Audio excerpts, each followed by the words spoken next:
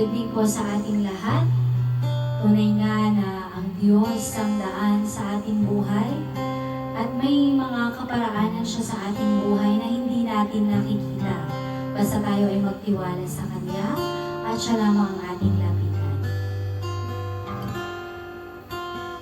God will make a way where there seems to be no way. He works on ways we cannot see. He will make a way for me. He will be my guide. Hold me closely to His side. He works on ways we cannot see. He will make a way. He will make a way. Gagawa ang Diyos ng daan sa buhay ko. Pagkilos niya'y mahiwaga, sa aking may layunin siya. Siya'y aking gabay, ang kasama't karamay. Pag-ibig niya't kalakasan, bawat araw man, siya'y aking daan. God will make a way where there seems to be no way.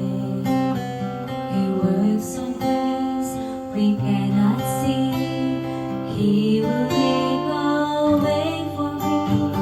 He will be my guide. Hold me closely to His side. He works on ways we cannot see. He will make a way. He will make a way. Gagawa ang Diyos ng daan sa buhay ko. Pagkilos niya'y mahiwaga, sa akin may layunin siya.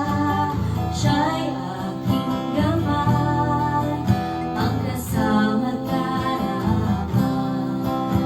Pag-ibig niya'y kalakasan, bawat araw man, siya'y aking daan.